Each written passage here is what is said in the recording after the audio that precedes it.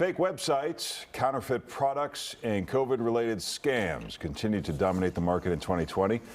That's according to the Better Business Bureau, which tracks the top scams across the state and the country. Steve Burness, CEO and president of the Better Business Bureau of Chicago and Northern Illinois, joins us now. Good morning. Thanks for being with us. Hi, Steve.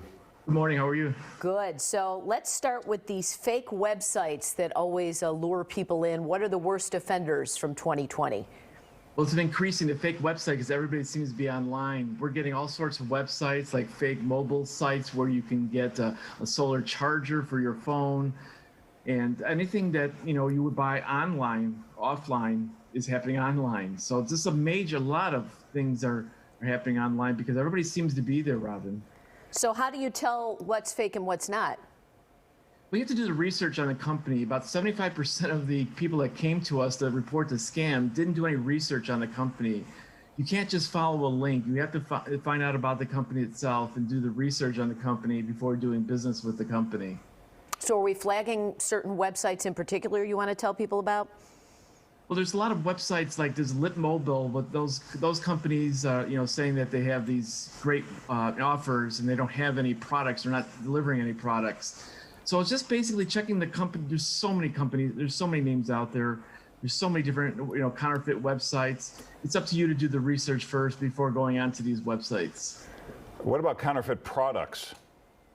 There's been a lot of counterfeit products, Larry. I mean, you would all the way from purses, shoes, clothing, and things you wouldn't believe. That just because they're online, have a great price, you got to make sure that they're not counterfeit. And sometimes it's really hard to tell. So therefore, you have to trust the company you're buying from first and foremost. Also, I'm assuming since, a lot of people have lost jobs, a lot of phony job offers. I think we have some screenshots of some. Yeah, this is number third on our list of the top 10. Anybody offering you a job during this pandemic, a lot of people are looking for it, but they're giving us these offers that are too good to be true.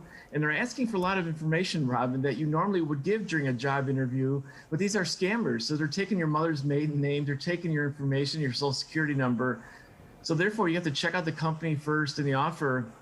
And just because you're on a legitimate website doesn't make the scammers are there as well. It looked like that was an email someone received. So people are doing these phishing emails saying they're offering a job? Exactly, because you put all your stuff online, including your resume, your email address, so the scammer sees all that. So they send you emails, they try to take you offline, saying they have these great jobs for you, and that's all you do is have to click here, and then they call you up, or they send you an email saying, hey, congratulations, you're gonna make $200,000 a year, but we need your account number, we need your mother's maiden name, and we need your social security number, and they steal your identity in that way. All right, what about COVID scams? There's a lot of COVID scams out there, Larry. A lot of it, fake cards saying that, you can be exempt from wearing masks. That's going around.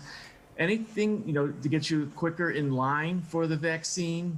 You just have to be careful. Anything related to COVID, make sure you research it first and deal with your doctor's office and Department of Health, and don't listen to those fake emails coming in online, because a lot of them are saying that they can help you in some way when actually they're just a scam. Okay, and then you say there's a lot of phishing scams, these fake text messages offering you free things. Yeah, just because you receive a text message, just make sure who it's coming from, and especially we had one like from Starbucks recently where you get a guaranteed $25. Just click on this link and do this survey. Well, two things: they want to steal your identity, and actually they want to start asking you a survey, so questions about yourself. And there's no survey to be had, so nothing comes in results. So they're just grabbing information to build a file on you to steal your identity in some way. So if somebody sends you a text out of the blue, I would ignore that text completely. Steve, real quick, is there a way to tell the difference between a real Amazon or Apple website and a fake one? The only thing, Larry, now, because the technology is so great, it's really hard to tell the difference. So if you ever receive a call or an email saying your account's locked, you have to do the research yourself and go to the company yourself, key in the information, the URL or call the company directly.